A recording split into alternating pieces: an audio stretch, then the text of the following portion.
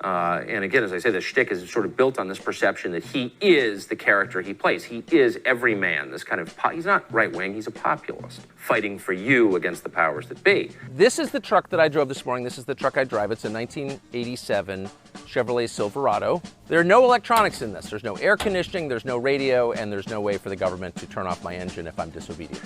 And that's great as a shtick, but I'm just saying the moment that it's revealed not to be true, it's over. It's like you're worth $50 million. I'm not worth $50 million. 30 to 50. Get off the fucking internet, son. Don't stop believing that stuff. No. But see, I'm an out of the closet elitist. I don't run around pretending to be a man of the people. I'm absolutely not a man of the people at all. I had the privilege of not being interested in money because I didn't grow up in a family where we were worried about money, so I just never really thought about money. Tucker's great-great-great-grandfather was known as the Cattle King of California, the largest landowner in the United States in the 19th century. Just to give you an idea of the enormous wealth. Well, it's kind of like a Kramer versus Kramer situation, right? They got a divorce and she took off. Tucker and his brother did end up with part of the oil and gas minerals that she owned in her estate.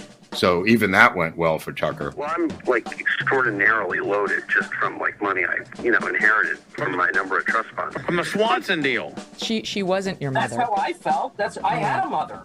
That's my right. dad got remarried to someone I think of as my mother. 1979, the father, he's going to marry Patricia Caroline Swanson. She is the heir to the Swanson billion-dollar fortune, the frozen food family. Serve Swanson dinner soon. I'm extraordinarily loaded just from money I inherited. You're a trust fund baby, are you not? No, completely. I've never needed to work. I think there's kind of a deep phoniness at the center of his shtick. I worked in a kitchen in 1985. Everybody in the kitchen had a criminal record. Every single one. But of course, every dishwasher has been to prison for something, right? I do really prefer the feudal model, which is it's the model of all time. One thing you learn when you grow up in a castle and look out across the moat every day at the hungry peasants out in the village is you don't want to stoke envy among the proletariat. This Swanson heir essentially posing a question to this audience that they never really have to ponder. What sane person would choose to live, and let's do top end, $30 million, 16th floor apartment in a crowded city over a log cabin in a pine forest with the wood stove glowing as the snow falls?